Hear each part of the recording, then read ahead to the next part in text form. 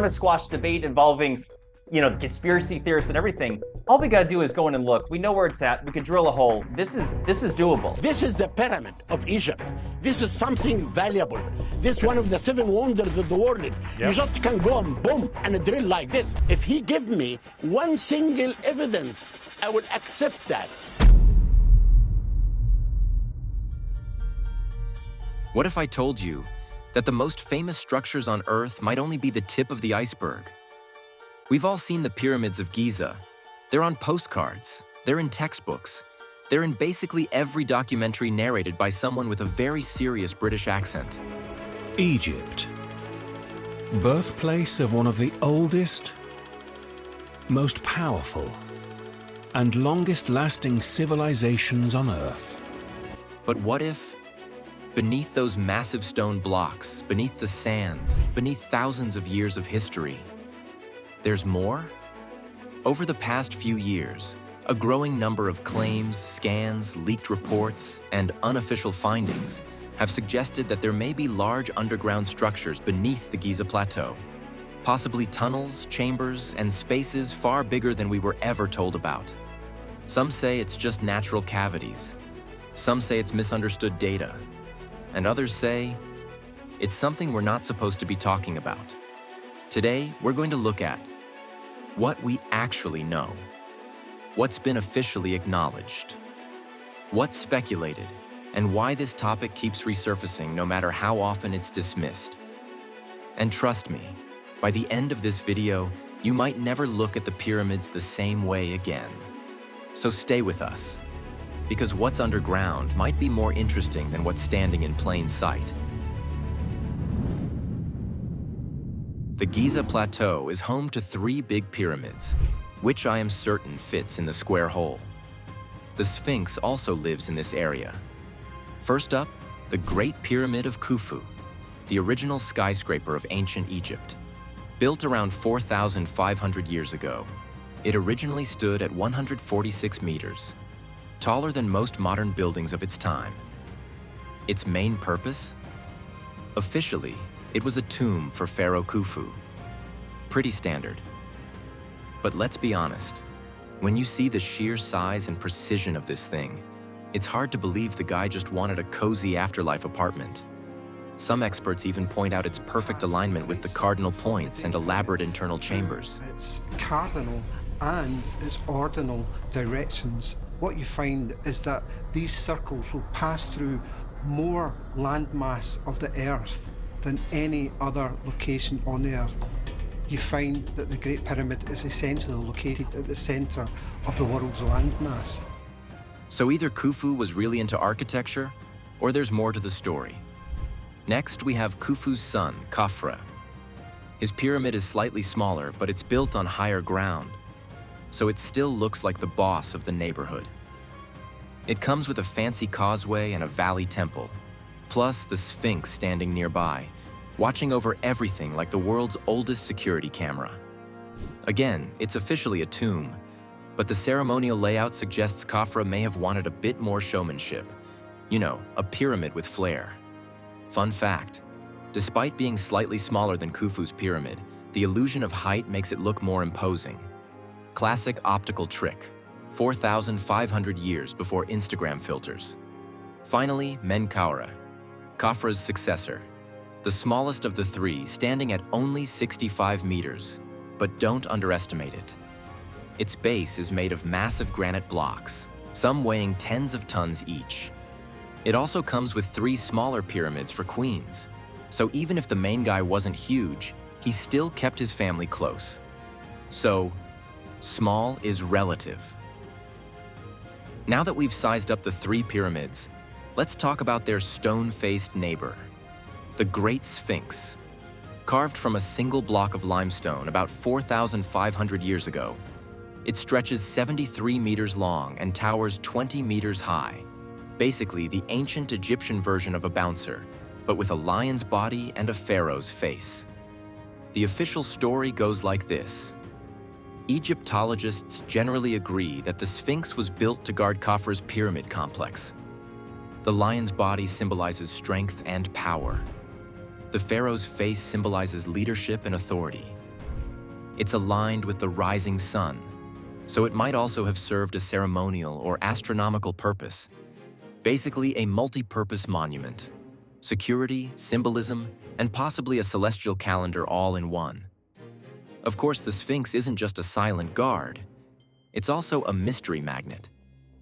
Some alternative theories. Water erosion patterns could indicate the Sphinx is older than the pyramids, maybe even thousands of years older. It could be marking the entrance to underground tunnels or chambers beneath Giza. Fringe ideas even link it to lost civilizations, advanced knowledge, or secret rituals. Basically, the Sphinx may know more than it's letting on. If only it could talk. And here's the kicker. Just like the pyramids, the real secrets might be beneath the surface.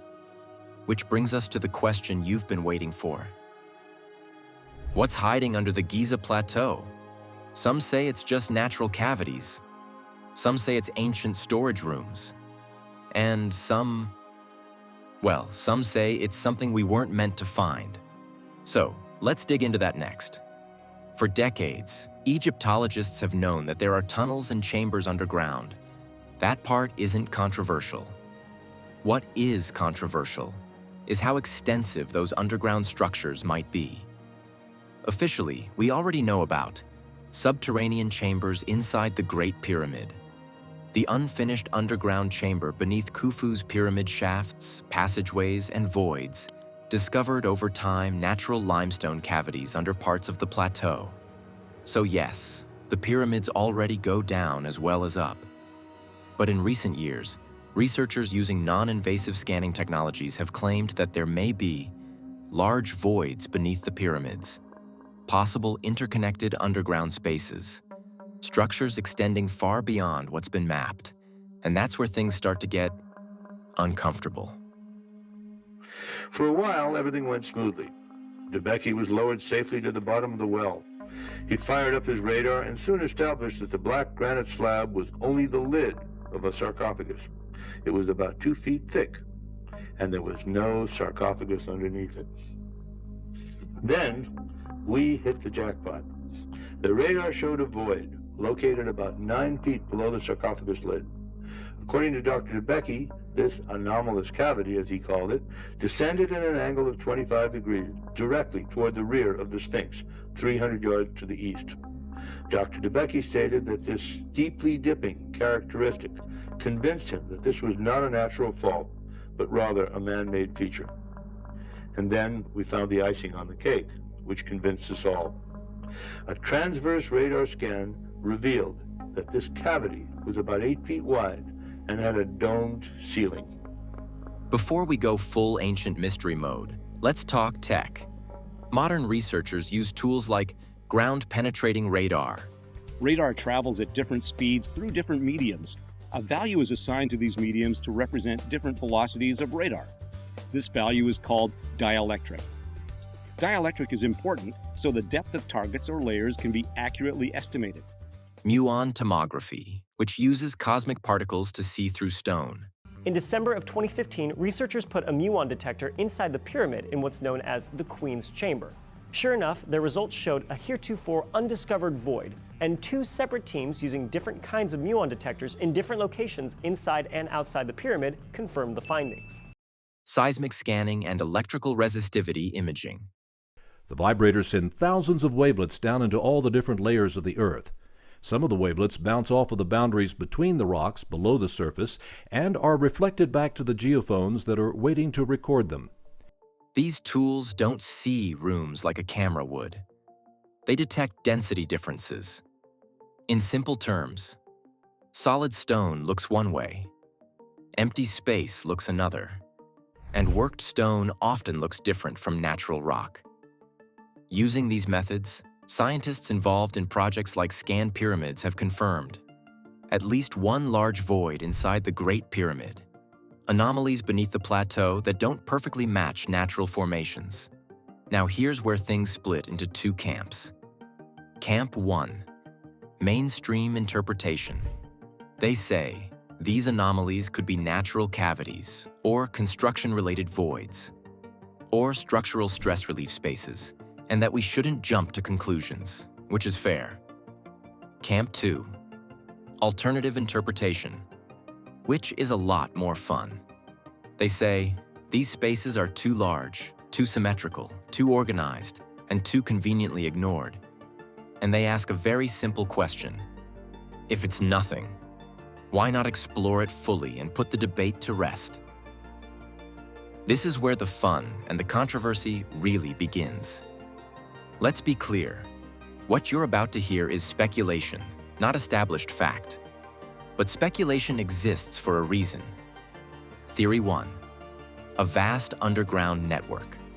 Some researchers and independent investigators believe the Giza Plateau may sit on top of a large underground complex. Tunnels connecting pyramids, chambers beneath the Sphinx, possibly extending far beyond Giza itself. Ancient texts often describe Egypt as having hidden chambers, secret halls, places of knowledge kept underground. Now, are these metaphorical? Maybe. But ancient cultures also love to hide important things underground. Tombs, vaults, knowledge, religious artifacts. So the idea isn't completely out of nowhere. Theory 2. The Hall of Records. You've probably heard this one. The Hall of Records is a legendary chamber said to contain knowledge from a lost civilization, records of humanity's true past, advanced science or history erased by time. Mainstream archaeology says there is no evidence this exists. However, ancient Egyptian myths reference hidden knowledge. Plato described advanced civilizations predating Egypt. Some anomalies beneath the Sphinx have never been fully excavated. Is it real? No proof. But has it been fully ruled out? That's where opinions differ.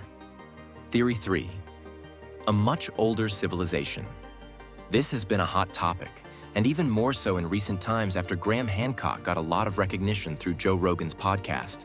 You can't haul a stone weighing tens of tons up a slope that exceeds 10 degrees. Then you start doing the calculation. How long a ramp do I need with a 10-degree slope to get to 350 feet above the ground? And the answer is you need a fucking long ramp. This idea of an older civilization is not strictly confined to the pyramids. There is signs all around the globe that this could be a likely possibility. Some researchers believe the pyramids may be far older than officially dated. Underground erosion patterns suggest water exposure, meaning parts of Giza could predate the dynastic Egyptians. If that were true, it wouldn't just rewrite Egyptian history, it would rewrite human history. And rewriting history tends to make institutions very uncomfortable. If he give me one single evidence, I will accept that. Whenever claims about underground structures surface, they're often dismissed quickly. Why? Some reasons are valid. Archaeology relies on peer review. Extraordinary claims require extraordinary evidence. Egypt is extremely protective of its heritage. But here's the part that raises eyebrows.